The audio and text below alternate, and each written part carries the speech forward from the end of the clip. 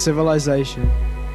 From the black sky above to the dirt below, this is the home I am sworn to protect. 10 years I have fought beneath the burning sun, sweating through layers of cloth and metal as I crawled through the sand. Of everything that could kill you, the sun was the most persistent. It was always the paranoia that I cursed, day by day, patrol by patrol. So many ambushes and explosives. All you could think was, I could die right now. I could die beneath this very burning sun and watch the light fade as I'm buried in the damn sand. What was the point in fighting? If a Taliban bullet didn't kill me, the burning Afghan sun would.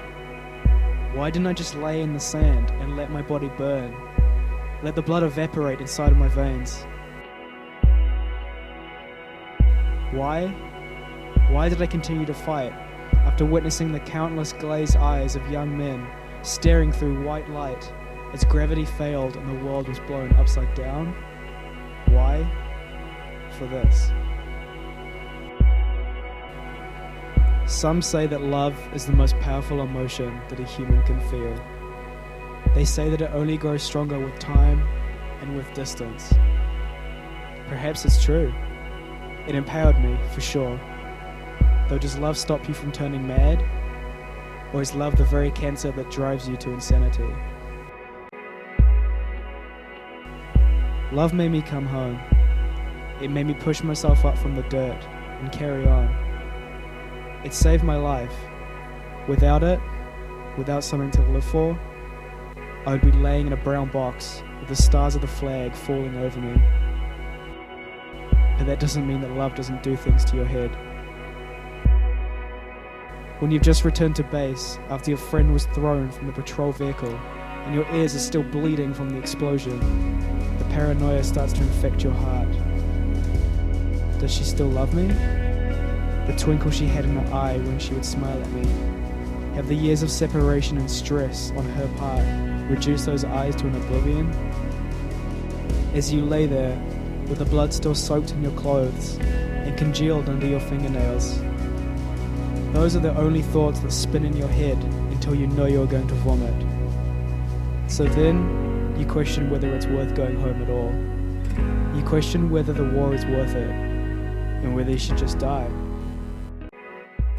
I see the flashes of airstrikes and car bombs as I lay here, as clear as I saw them on the desert plains. You would say it's in my head. I say it's real. Flash. Flash. Flash. Boom. Each light is a memory of death. Crimson lights whizzing towards the horizon indicate that an enemy is detected. Blinding lights of a heli descending beside you indicate the extraction of a wounded soldier who is screaming and screaming, screaming as he watches his leg carried aboard. I am still on the battlefield. My head and my soul remain there, and my heart is shrouded in the blood and the paranoia and the loss.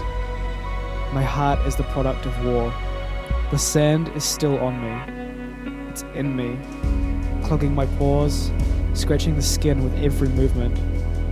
Grains scratch through my arteries and veins, tearing my body apart from the inside. And I'm still burning. The fiery tendrils sweep through my head and across my body every second that I breathe. I'm on fire. The flames too are inside me, heating the sand and turning it into glass. A simple chemical formula that forms my genetic makeup. My bones and muscles are broken shards. Shards that will remain broken. But I can't be too selfish. I still have to be there for my family. They expect me to love them. And they really do mean everything to me. I remember the passion between us, her dazzling smile. It was almost a dream world, not the conscious world. It's all still there, somewhere inside of me. But she's amazing, she can actually show it. But how can I? How can I protect and provide when I have the mechanical thoughts, battle and fight tattooed on my brain? One noise, one light, and I'm back there with the dust flying around and the frantic screaming. My wife and my son are my wife and my son no longer. They're just uprooted civilians that I must get to safety. I am poison. I am corruption. I don't know who I am anymore. I need to hit the poison of my own. Perhaps it will give me some freedom from the complicated prison of my mind. If you could see the pitch black entity of my mind as physical matter, you would fear it. What's left for that to do other than for me to escape? Mixing the poison of myself with the poison of the bottle will only make the solution stronger. But I need a release. I need one. I was dreading this day, but I knew that it would come. There will be no cure. You can't cure a memory or a feeling. You can't cure the lasting pain of burning. Post-traumatic stress disorder. Imagine losing all emotion gradually until all that's left is a paranoid, haunted, shaking shell. Now I'm just poison and pharmaceuticals. Poison, pharmaceuticals, and shards of broken glass. That's not a person. I'm not a person. I'm not a religious man. It's difficult to retain the values of faith when you're surrounded by fire and blood. But I have to see if he really does talk. If he offers guidance. Would he ignore the blood on my hands? I have no control over my mind. I have no restraint, no willpower. Maybe he can show me the way. I doubt it.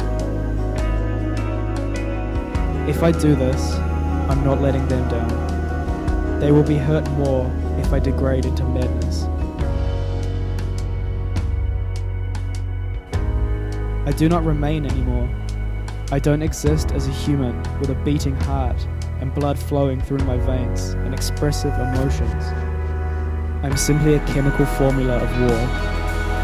The fire started it all. For now, I am a concoction of painful memories, phantom pain, and paranoia. Then it's insanity. Awareness of insanity does not make one less insane. Awareness of drowning does not make anyone less of a drowning person. It only adds to the burden of panic. I will not go insane.